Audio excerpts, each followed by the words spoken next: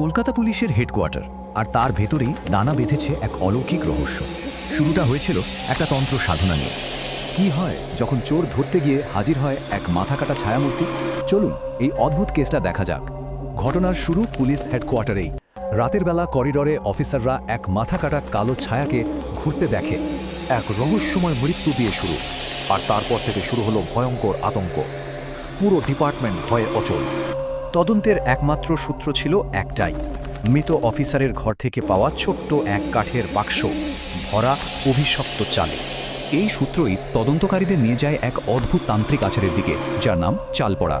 এটা এমন এক তান্ত্রিক প্রক্রিয়া যেখানে মন্ত্রপুত চাল নাকি নিজে থেকেই আসল দোষীকে খুঁজে বের করে।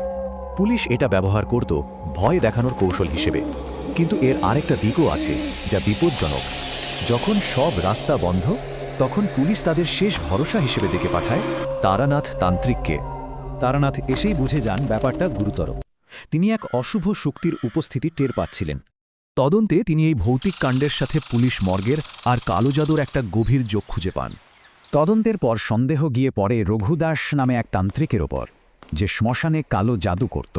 তারানাথ এক শক্তিশালী তন্ত্র সাধনার মাধ্যমে রঘুদাসকে টেনে আনেন এবং তার ছায়া আত্মাকে বন্দী করেন। রঘুদাস ধরা পড়ার পর সবার মনে হলো, যাক, দুঃস্বপ্নটা শেষমেশ শেষ হলো। কিন্তু তারানাথের মনে খটকা লাগে। রঘুদাস কি আসল অপরাধী, নাকি সে অন্য কারো হাতের পুতুল? আসল সত্যিটা সামনে আনতে তারানাথ ঠিক করলেন শেষবারের মতো চাল পড়া অনুষ্ঠানটি করা হবে।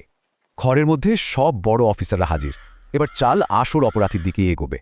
কিছুক্ষণ টানটান উত্তেজনার পর চালগুলো নড়ে উঠল আর সোজা একজনের দিকে ছুটে গেল। চাল গিয়ে থামল সুরেশের সামনে, সেই গোয়েন্দা যে কিনা নিজেই তারানাথকে ডেকে এনেছিল। অর্থাৎ যিনি এই তদন্ত চালাচ্ছিলেন তিনিই ছিলেন এই গোটা ষড়যন্ত্রের মূল হোতা। সুরেশের উদ্দেশ্য কিন্তু টাকা বা প্রতিশোধ ছিল না, সে এক ভয়ঙ্কর প্রেত বাহিনী বানাতে চেয়েছিল। প্রশ্নটা এখানেই, মহৎ উদ্দেশ্য পূরণের জন্য কি এমন ভয়ঙ্কর